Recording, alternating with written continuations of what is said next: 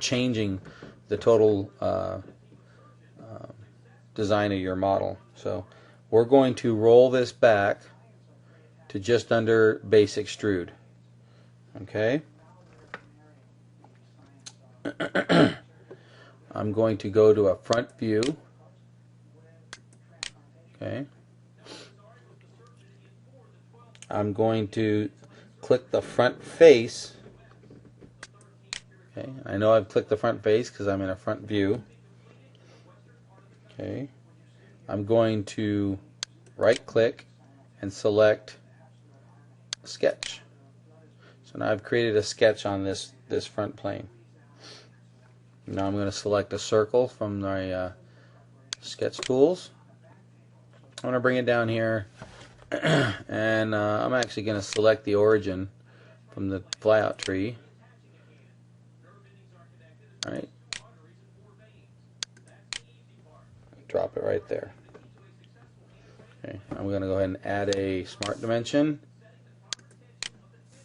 and I'm going to add in a 7 for that size. Okay. And I'm going to select OK.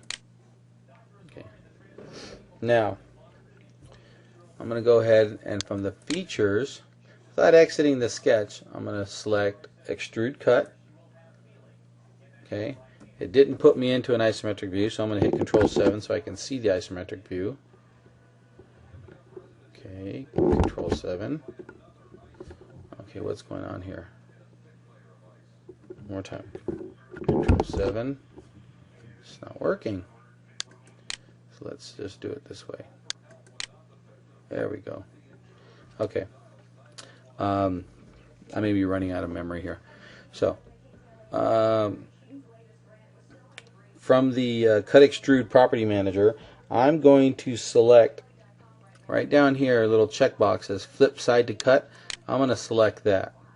And basically what I'm telling it to do is cut the outer material, not the inner material. And you can see this little arrow here. If I were to deselect it, see the arrow points inward. When I select it, the arrow points outward. Okay? So I want a end condition to be blind. And I want a depth of 10 millimeters. Okay? I'm going to accept all the rest of the default settings, and I'm going to select OK. And there we go, we have our cut. Okay. I'm going to rename this Cut Extrude to Front Cut.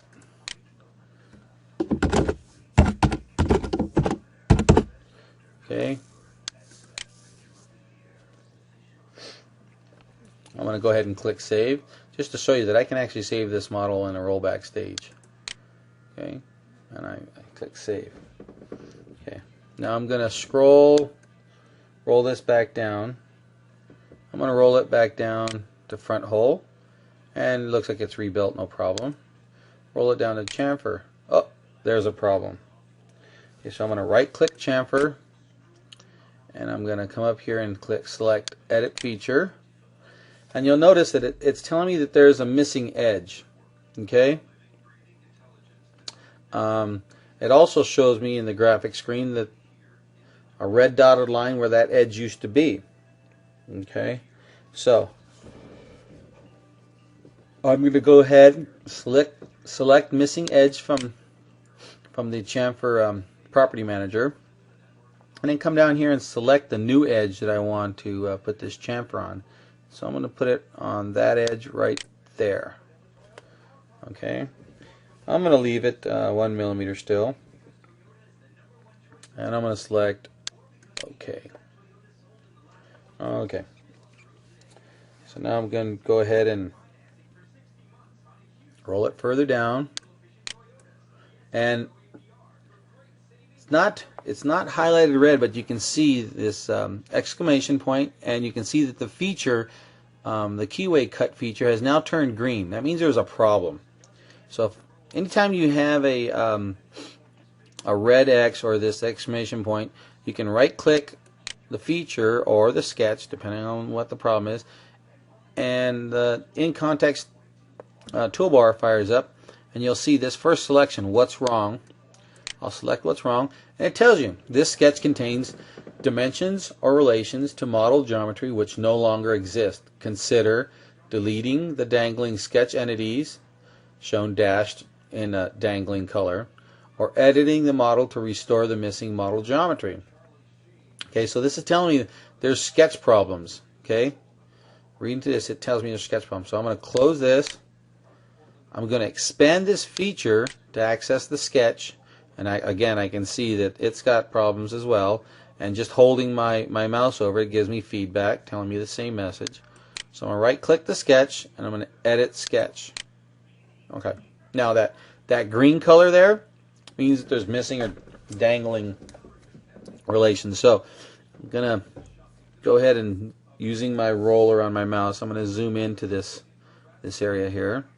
And you can see that this arc is green. So I'm going to select that arc, right? And the relation that it had connected to it is green. Okay, so I can delete it here, but I'd like to show you another way of doing this. So I'm going to select OK. I can also, in the graphic screen, right-click on the graphic screen. In Context toolbar shows up. If you come all the way down here to Relations, see this Display Delete Relations? You can select that, and all the relations are shown that are tied into this one sketch. So right now it looks like there's no problems, but on edge 0 is selected. So let's select this bottom one so we can free that and see what color that actually is. Yep, it's green. So I'm going to select it, delete it. Okay, reselect just an area of my graphic screen. Okay, and you can see that now this arc is blue, the line is blue. So I can actually, let me get out of this. I can actually now drag this sketch around. I can grab it by the arc. See that? Modify this. Okay, so it's no longer constrained, this sketch. So I'm going to go ahead and select this arc. Holding the control key, I'm going to select this outer edge. My Relations Property Manager fires up, and I'm going to select chordal, which gives it basically a concentric and equal constraint. Okay, and if I select the graphic screen here, I can see that, yep, my sketch is black.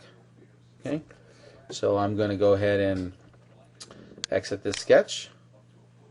And there we go. I have my cutout. There's no problems, except for one. I actually wanted to have this keyway cut, this flat area, to be 15 millimeters of flat, and I no longer have 15 millimeters of flat. Now I can check to see how much flat I have. If I were to select from this surface right here, hold the control key and select this surface, and then up here on the tab Evaluate, select Evaluate and Measure. And my Measure dialog box comes up, and I can see in the Z direction I only have 5 millimeters. Right? I started off with 15, but I only have 5. Well, that's because I added in this cut right here, which was 10. So I need to start this cut, instead of starting it from this surface up here, I need to start it from this surface. So how do we do that? Okay. This is the feature that cut that keyway cut, right? This is the sketch. And you can see the sketch is up here. I want this sketch to be down here. So let's right click the sketch, and right next to Edit Sketch is Edit Sketch Plane. We'll select Edit Sketch Plane.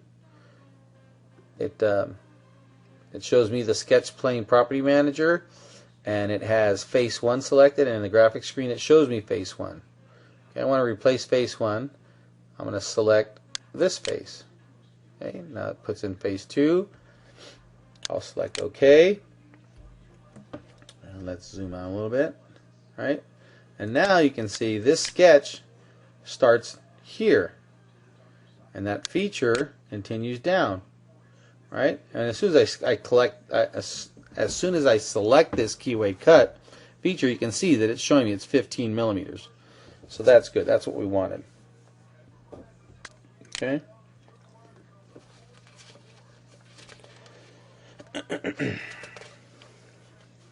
So now I'm going to roll down the rest of the way, make sure there's no problems.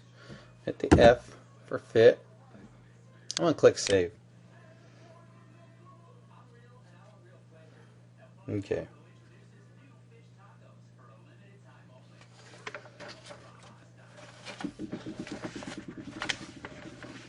Okay, now, a lot of times I like to communicate with the shop, specifically CNC, what surfaces or what features will be machined by them.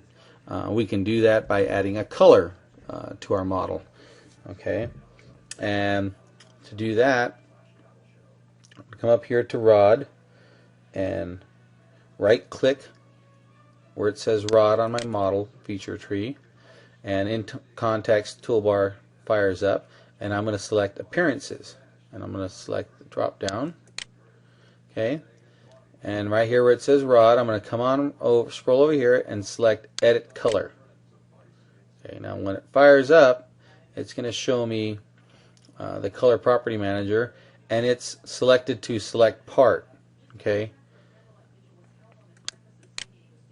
I'm going to right click where it says Rod, and I'm going to clear selections. Okay, so now there's nothing selected in the Select Entities box. I'm going to come down here to where it says Select Features and activate that, because I'm going to select features, not necessarily surfaces, but full features that would be machined by CNC.